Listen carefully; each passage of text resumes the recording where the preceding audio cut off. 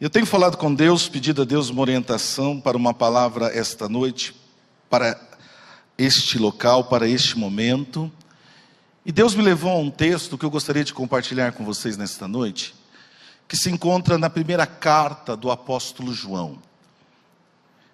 Primeira carta do apóstolo João, o capítulo de número 5. E nós vamos ler a partir do verso 1. A minha tradução é Almeida, Revista Atualizada. Se os irmãos que estão transmitindo aí, se quiserem manter a mesma tradução, não tem problema, amém? Primeira carta do apóstolo João, o capítulo 5, verso 1 diz assim: E todo aquele que crê que Jesus é o Cristo, é nascido de Deus. E todo aquele que ama ao que gerou, também ama ao que dele é nascido. Nisto, conhecemos que amamos os filhos de Deus, e quando amamos a Deus e praticamos os seus mandamentos. Porque este é o amor de Deus, que guardemos os seus mandamentos. Ora, os seus mandamentos não são penosos, porque todo o que é nascido de Deus vence o mundo. E esta é a vitória que vence o mundo, a nossa fé. Quem é o que vence o mundo, senão aqueles que crê ser Jesus, o Filho de Deus? Amém? Somente até aí. E Deus tem me levado a esta carta que o apóstolo João escreve. E o Senhor me levou a alguns pontos nesta noite que eu gostaria de estar compartilhando com vocês sobre o texto que nós lemos. Na realidade, nós precisamos primeiramente compreender o período em que João escreve esta carta.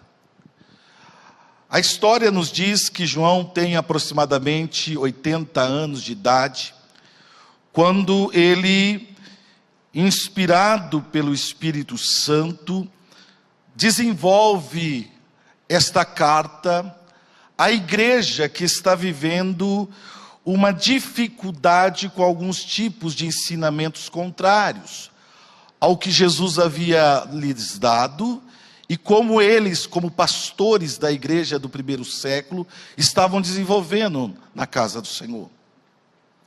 Todos nós sabemos que João era um discípulo que teve uma experiência singular com Jesus Cristo.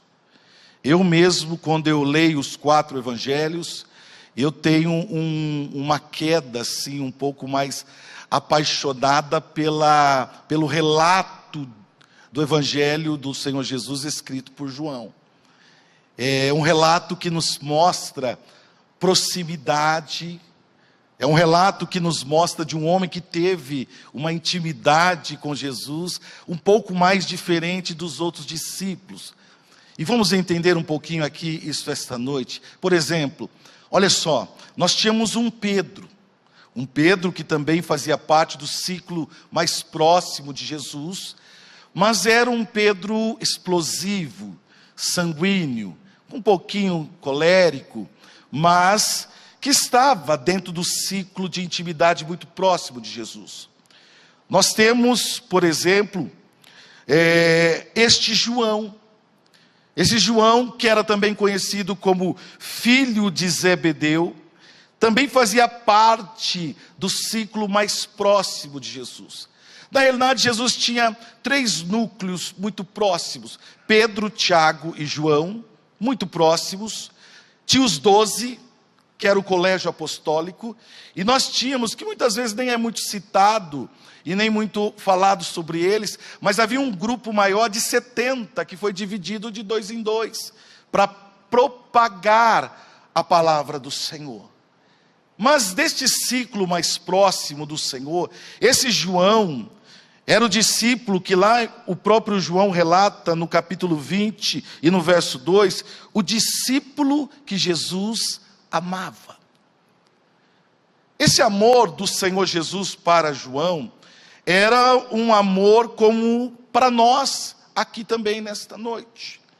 É um amor de um homem que vê numa pessoa potencial, que vê nesta pessoa possibilidades, que vê nele crescimento, maturidade, e ele vê em João uma pessoa quase pronta, diferentemente de Pedro. Um Pedro que precisava ser trabalhado, lapidado, pedra bruta. João não, João era um homem que falava a linguagem de Jesus, tocava o coração de Jesus. Tanto é que quando a palavra do Senhor nos diz que Paulo vai falar sobre João, e ele fala de João lá no livro de Gálatas, no capítulo 2, verso 9, diz que João, chamado por Paulo como uma das colunas da igreja. Nessa idade de João, que ele escreve essa primeira carta, este João é um homem que já viveu experiências extraordinárias. É um homem que teve que viver a experiência de cadeias, de perseguição, de sofrimento. Mas agora com 80 anos de idade, entenda bem, a idade de Jesus e dos seus discípulos era muito próxima, como o meu e do Marcelo. Coisa de 2 anos, dá uma glória a Deus aí. Muito próxima. Então tudo indica, vamos entender um pouco aqui da nossa cronologia bíblica. O Senhor é assuntado aos céus aos 33 anos de idade. Eles deveriam ter entre 34 e 35, quase todos na mesma faixa etária.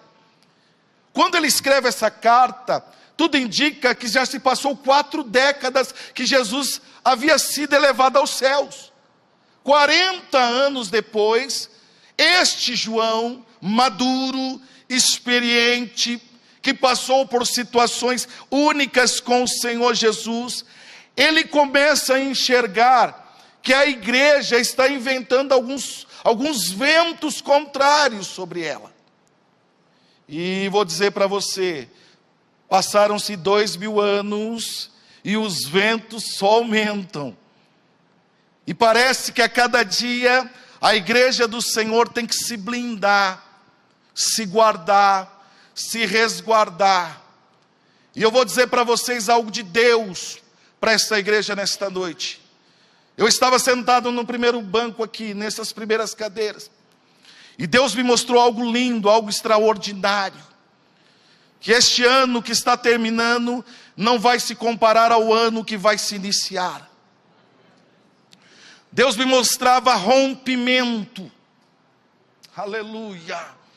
Deus me mostrou um novo ciclo, um novo tempo, uma nova história. Deus me mostrava o romper das águas desta casa. Aleluia. Quem crê, levanta a mão e dá uma glória a Deus.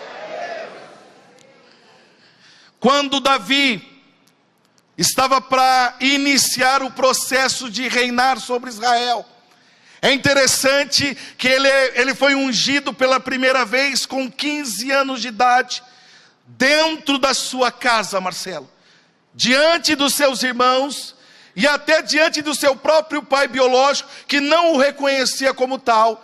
Deus enviou naquele dia Samuel. Samuel vai até a casa de Jessé o belemita, e dentro daquela casa, Deus começa um projeto.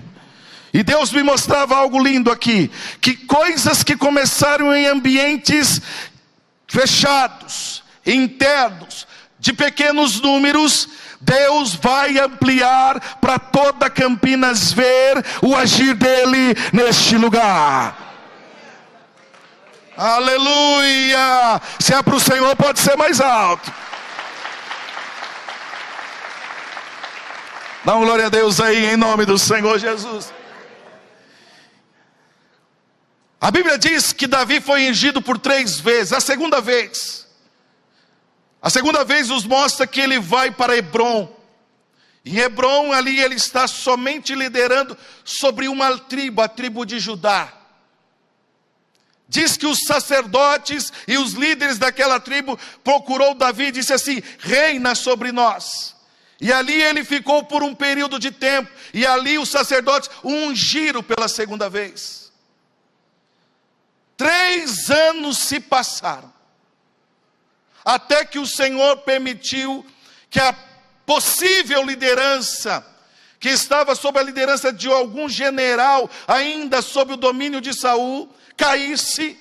A história bíblica diz que os 12 príncipes de Israel vieram até Judá e disseram para ele: chegou o teu tempo. 15 anos depois da primeira unção, ele recebe a terceira unção diante dos 12 príncipes de Israel. E eles disseram: chegou o momento de você reinar sobre nós. Com 30 anos de idade, Davi começou a reinar. E diz que no primeiro mês do seu reinado, a expectativa de 15 anos, escute bem o que Deus está liberando sobre você aqui essa noite. Todo o processo de 15 anos que Davi viveu, de perseguição do sogro, de ser humilhado, de ter que fugir, de Deus o amadurecer, foi um processo de Deus para um novo templo que vai se romper nesta casa.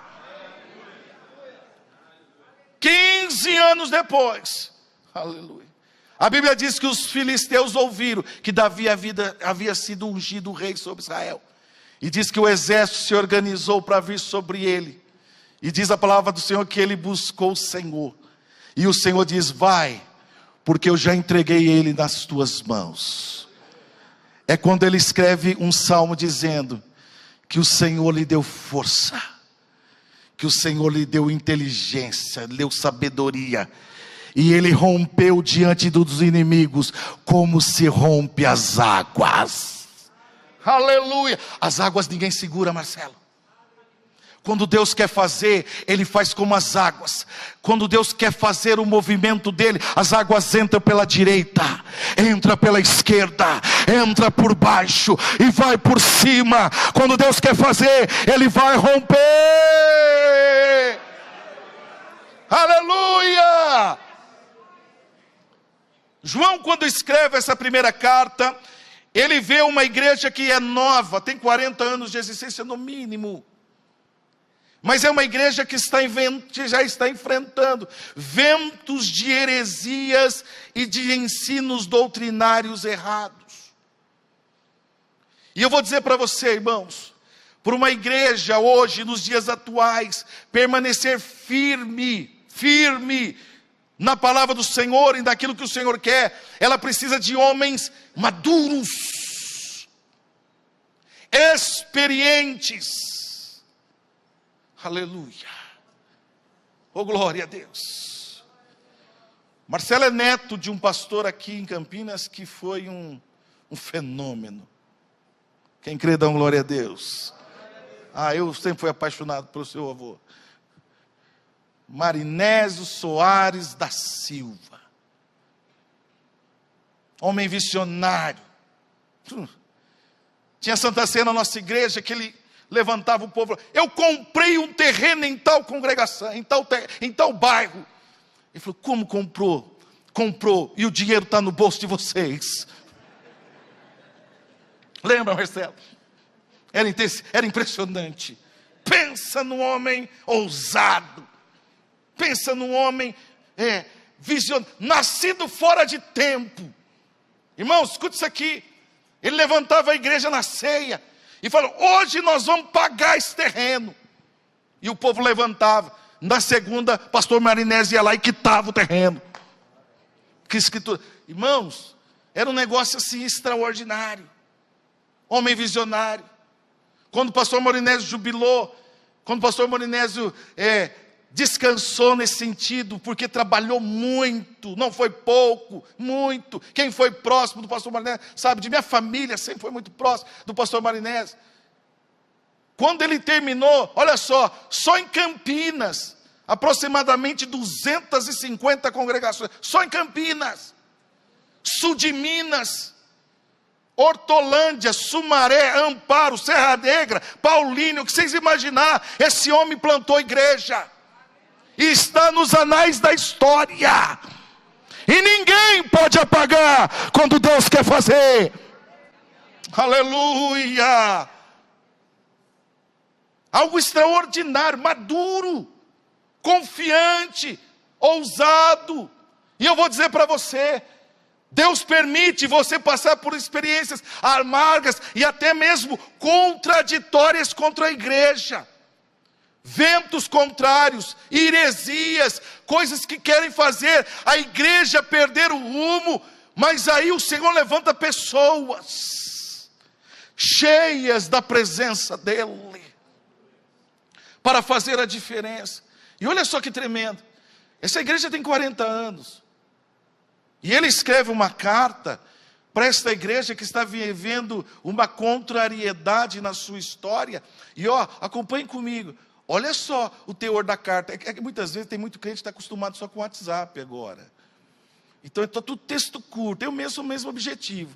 Tem irmão lá na nossa igreja que manda texto desse tamanho no WhatsApp. Quando termina eu só faço assim, amém. Facilitando. No máximo quando eu estou cheio da unção, mãozinha. Aleluia. Tem um irmão assim do seu lado? Dá uma glória a Deus. Olha lá, ó. Tem, Cris? Tem irmão que adora escrever no WhatsApp. Aí o pastor Marcelo, mãozinha. Dá uma glória aí, meu irmão. É extraordinário isso, porque, irmãos, as cartas que nós temos na nossa Bíblia Sagrada, elas precisam ser lidas. Essas cartas, eles nunca imaginaram, escute bem, eles nunca imaginaram que essas cartas, elas estariam acontecendo, lidas e sendo vivenciadas hoje, 2000 anos depois. Quem sabe ele escreveu essa carta para 50, 30, 40 crentes de uma igreja que estava em desenvolvimento. Mas ela chegou na Batista Ágape. Dá um glória aí, meu irmão. Olha eu levando a moral de vocês. Dá um glória aí, venha. Olha lá. Olha que interessante. A carta precisa ser lida. E olha o que olha só que João entende. Se essa igreja está com alguma dificuldade de enfrentar essa contrariedade, desse vento, desses erros doutrinários e teológicos, nós precisamos entender alguns pontos que precisam ser trabalhados para que isso não venha acontecer em nós. Olha só que tremendo. Olha só que João escreve na primeira carta de João, no capítulo 2, não, quer dizer, no capítulo 1 e o verso 4. Você pode colocar isso para a igreja ver? A primeira coisa que nós devemos entender: estas coisas, pois, eu vos escrevo, para que a sua alegria seja, segura aí, uma igreja que não conhece a plenitude da felicidade em Jesus, vai sofrer. Mas a igreja que entende que Jesus é o centro, que Ele é o Senhor, que Ele é o dono, que Ele está dando as coisas para mim na medida certa, no tempo certo, que as portas irão abrir na hora que Ele entender que é melhor para mim, eu começo a ter uma vida feliz na presença do Senhor, porque a felicidade completa não é só quando as coisas chegam, é quando o Senhor também permite o vento, a morte, a doença, a crise familiar, a crise financeira, mas você está de pé, plantado junto aos ribeiros de água. Oh, aleluia! João entende que essa igreja precisa entender a felicidade em Jesus. E tem pessoas que só são felizes quando tudo está indo bem. Está indo bem a família, está indo bem os filhos, está indo bem a igreja, está indo bem a sua vida emocional, a sua vida secular, a sua vida financeira. Ei, a sua fé, a sua felicidade não se baseia em fatores externos, de situações contrárias. de momentos de adversidade sobre a tua vida. Não, você tem algo plantado dentro de você, que faz você se mover num domingo como esse, que está um calor em Campinas. Você vai para sua casa e você fala assim: hoje é dia de ir na casa do Senhor. A esposa brigou, aleluia. O Marcelo foi tão educado com a Cris quando ele falou que ela sonda o coração dele. É mais ou menos assim, irmãos. Essa mulherada, eu vou dizer para você, elas sondam não, elas penetram ao ponto de discernir. A Fabiana, a minha esposa, ela já faz 22 anos que nós estamos juntos, Marcelo. Eu acho que ela já sabe até o meu olhar. Ela fala assim, tem vezes que eu estou fazendo um olhar de bobo, né? Fazendo coisa errada. Ela olha para mim e fica só assim: Jesus amado. Esse olhar, irmão, ele é mais terrível que a presença do Espírito Santo julgando a gente. Ei, meu irmão, você precisa entender que a felicidade não está no que você tem, naquilo que você conquistou. Eu estava vendo vocês louvando a Deus aqui, o grupo de louvor, eu achei lindo, extraordinário, que perfeição, que técnica, que unção. Ei, você tem que dar graças a Deus para estar numa igreja como essa. E eu vou dizer, que enfrenta ventos, que enfrenta contrariedades, mas eu vim aqui como profeta de Deus para dizer: vai romper. Vai romper. Porque a felicidade está num ambiente de adoração e louvor a Deus. Dá uma glória a Deus nessa noite. Esse ano Deus me deu um presente, Cris. Esse ano Deus me deixou ir para a América, ficar 2 meses lá. Dá um glória aí, irmão. Dólar tudo de bom. Pensa numa moeda generosa. Fiquei 2 meses com a Fabiana na América.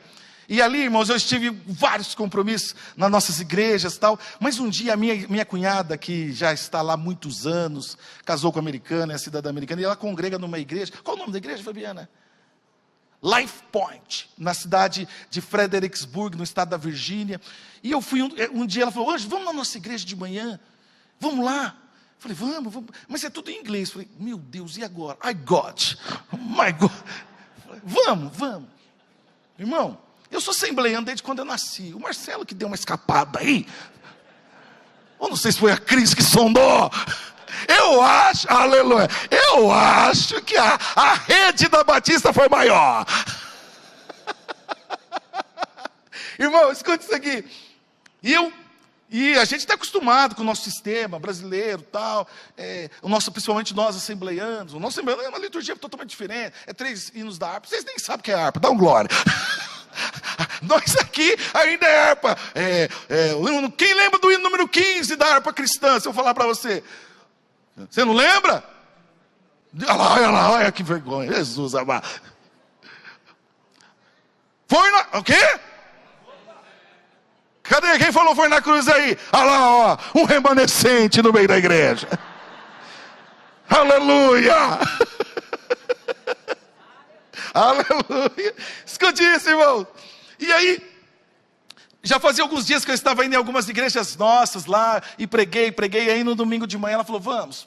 Irmãos, aí eu fui para essa igreja Life Point, nessa cidade, nós descemos do carro, tinha uma equipe da água, aparecida aqui, Marcelo, mas assim, um pessoal super animado no estacionamento, e falava com você, e abraçava, e eu tentava falar com eles também, eles não tinham tanto esforço assim para entender o que eu falava, mas, e aí eu abraçava, e eu dizia: Brasil, aleluia, aí já ficava tudo feliz.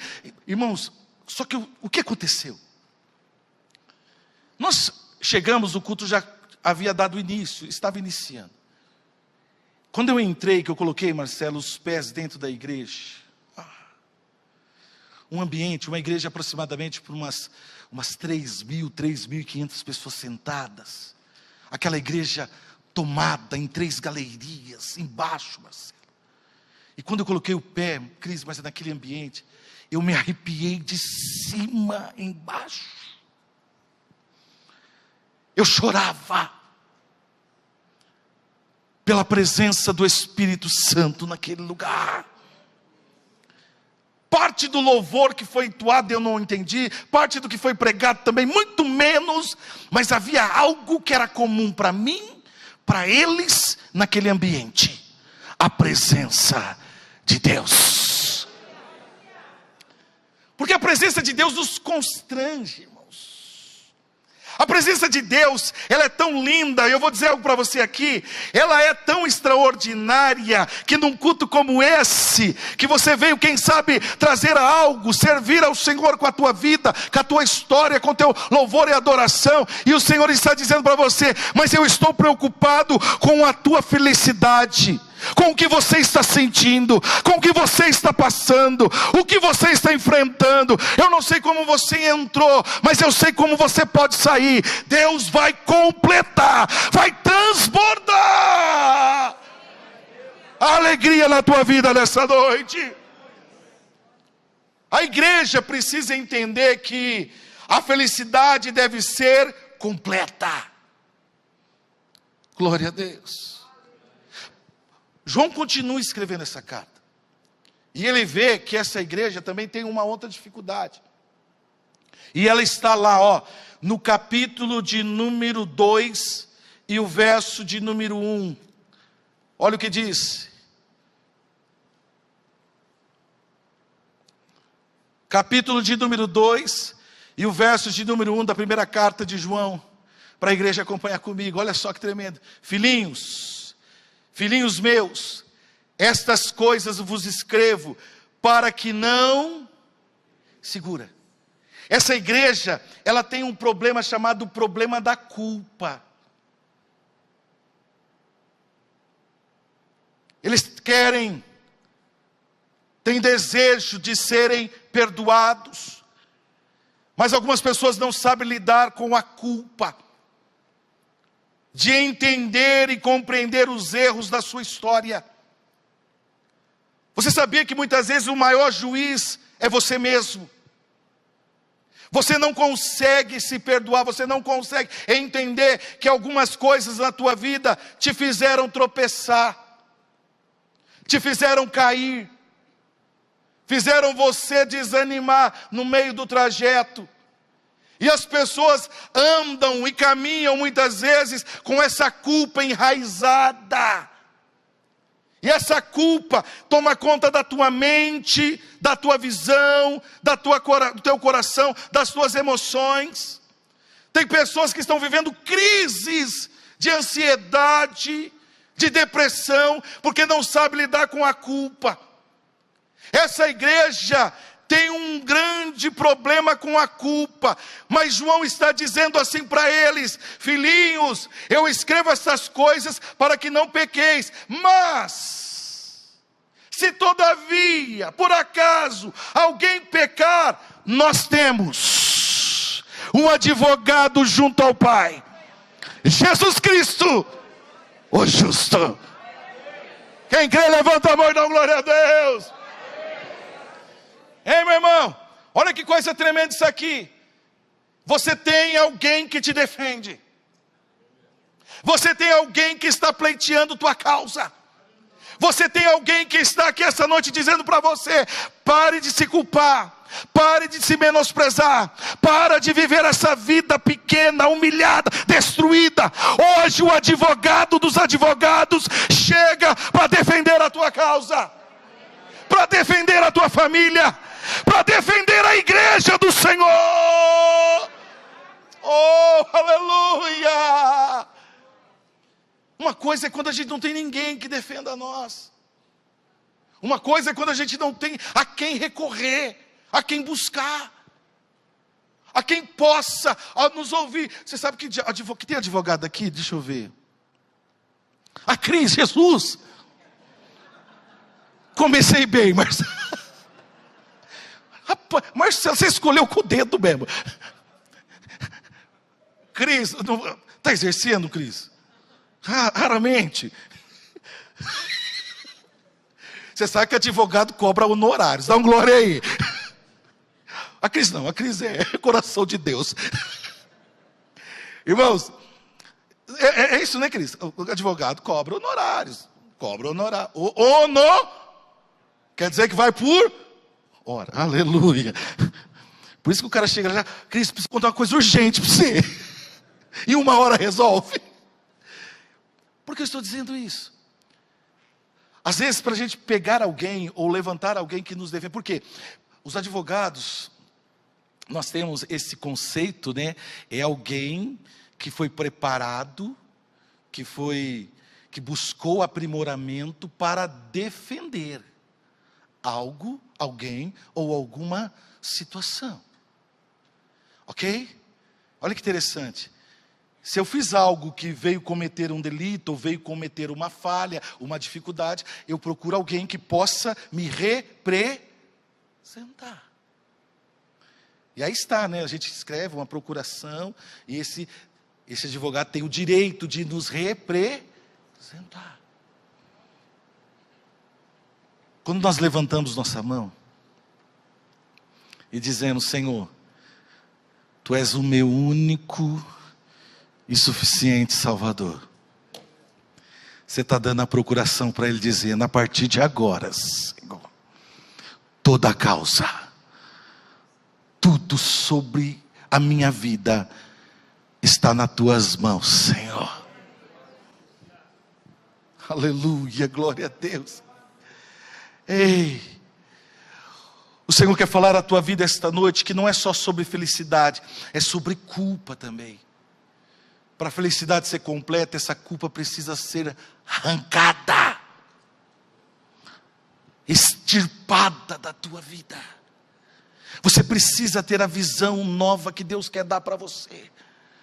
Você precisa ter sentimentos que Deus quer que nasça do teu coração a partir de agora. E o Senhor está dizendo para você, na nossa época, irmãos, a Assembleia de Deus não era fácil. Fabiana congregou um período numa igreja nossa lá em Barretos. E tinha um presbítero da igreja que era perito em perseguir quem jogava bola. A alegria dele era saber onde estavam os jovens todos de Barretos jogando, para ele trazer para o pastor. Aí o pastor, ele via com a lista, Marcelo. Ele via com a lista, fulano, ciclano e não sei o quê. E eu acho que, não sei, ele disse que ele ficava no campo, no estádio vendo. E ele pegava o nome de todo mundo e entregava. Aí, irmãos, olha como que o sistema assembleano era raiz. O pastor levantava no culto de doutrina. Irmão, o culto de doutrina era o terror. Fechava a porta da igreja. Ficava o diácono lá, só entrava os que eram crentes da Assembleia de Deus. Mais ninguém. Aí o pastor pegava a lista. Hoje nós vamos disciplinar. Aí a lista, tinha dia que virava. Aí o Marcelo, aí começava, fulano de tal, tá aqui. Irmão, que vergonha. O irmão ficava de pé lá, vem para frente. Aí vinha para frente, ficava aquela lista, aquele monte de jovem assim. Irmão, Marcelo, aí o pastor falava assim, irmão, sabe por que nós estamos disciplinando esses jovens? E a igreja, não, pastor, tudo jogando bola. Aí ele disciplinava, irmão, disciplinava, e ele falava assim, de castigo você vinha todo culto de ensino. E tinha que vir, irmão, era assim. Nós somos ensinados de uma maneira mais sobre imposição, e não de relação. Hoje a gente fala brincando isso. Muitas igrejas sofreram com esse ambiente, dizendo sempre assim, se você fizer, cuidado. Se você for aqui, olha. E era sempre um terror. Aí a gente abre a carta de João e vê ele falando, se você pegar, se você errar, se você tomar algo na tua vida ou agir de alguma maneira que venha contrariar a Deus e venha entristecer o Espírito Santo, existe um advogado. Ele está ao lado do Pai. E Ele está julgando em tua causa, em tua vida. Ei, o inimigo não quer que você, o inimigo quer que você não tenha acesso, que você não busque, que você não fale. Mas o Senhor hoje te trouxe aqui para dizer, há um caminho, e um novo caminho, vivo e aberto pelo sangue de Jesus na sua vida. Quem crê, dá um glória a Deus aí onde você está. Terceira situação que essa igreja está enfrentando. Marcelo, até que hora que eu vou aqui? Quê? 9? Não, 8, né? Perdão, desculpa, estou brincando, irmão. 9, nós já estamos lá no McDonald's. Faz tempo. Dá um glória aí, meu irmão. Terceiro, olha o que está escrito. Capítulo 2, verso 26. Acompanhe comigo aí, olha. A felicidade completa. O problema da culpa. E o terceiro. Aleluia. Capítulo 2, o verso 26. Isso que vos acabo de escrever é acerca dos que vos procuram em... Segura. A igreja está enfrentando um vento de engano. Se tá. Irmãos, se você tiver tempo e nada para fazer, dá uma olhadinha nas igrejas que a gente vê no YouTube. Que aberrações. Coisas absurdas. Coisas que você fala, meu Deus, o que está acontecendo? O que está acontecendo no meio das igrejas? Enganadores, falsos profetas. Nós temos aqui, irmãos, uma igreja que só tem 4 décadas de existência e já tem que lidar com a questão de pessoas que estão enganando e de falsos homens profetizando. Irmãos, Deus tem a palavra certa para você. Quer ver? Quando a gente lê o livro do profeta Jeremias, nós vemos Jeremias, e Jeremias é o profeta que Deus usa para falar ao povo, olha, mude de vida, transforme, porque a Babilônia vai chegar. E ela chegará para destruir. Ela não vai deixar pedra sobre pedra, vai ser algo que vai impactar a vida de vocês. Aí sabe o que acontece? A Babilônia chega, os muros de Jerusalém são cercados, a cidade destruída, o templo destruído, tudo destruído. Nabucodonosor pega a maioria dos habitantes que ali estão e leva cativo para a Babilônia. Jeremias fica.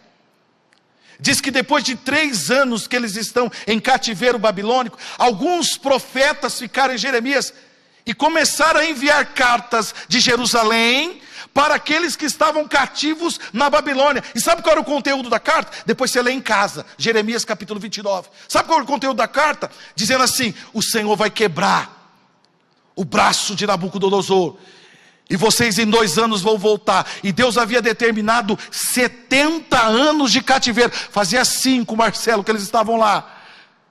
E já tinha um falso profeta mandando carta para eles. Agora você imagine, todos eles lá, vivendo em cativeiro, uma vida emocional todo destruído, recebem uma carta que para o coração deles, para aquele momento, caía como uma luva. Eles falaram, graças a Deus, vamos voltar para Jerusalém, vamos retornar. Mas eles tinham que cumprir ainda 65 anos de cativeiro. Nisso, Deus levanta Jeremias.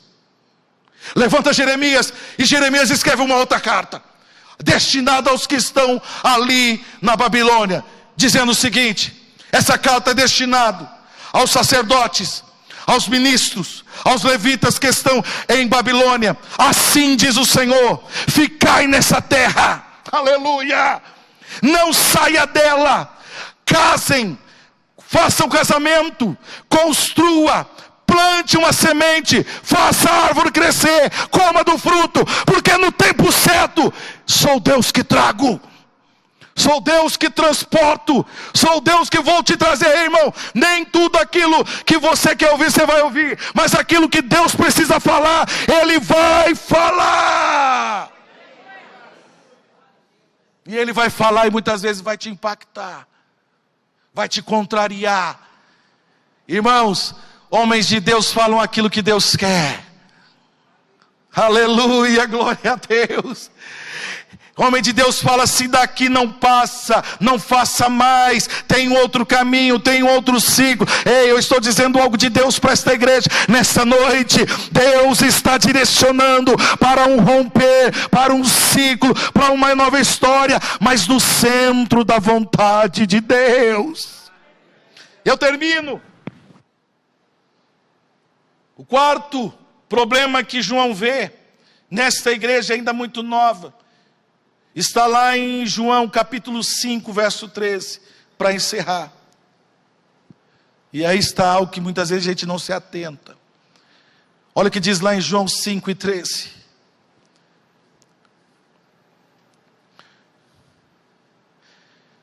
Oh, aleluia! Estas coisas vos escrevi, a fim de saberdes que tendes a vida eterna.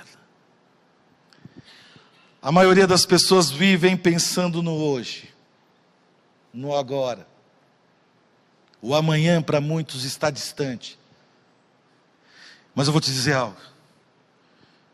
Quando Deus nos criou a sua imagem, a sua semelhança, a Bíblia diz que Ele nos criou do pó. Muitas pessoas falam que foi do barro.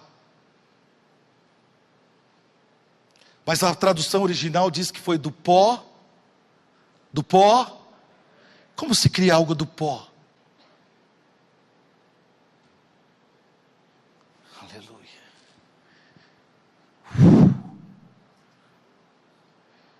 Pó muitas vezes é imperceptível, mas o Senhor trabalhou com o pó da terra.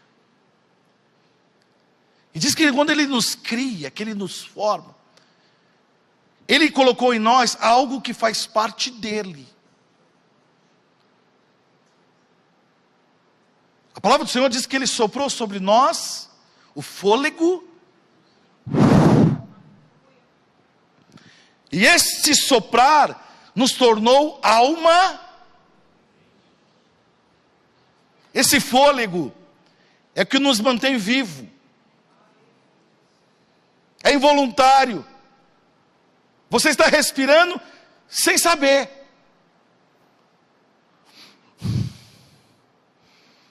É Deus batendo a cada batida do teu coração.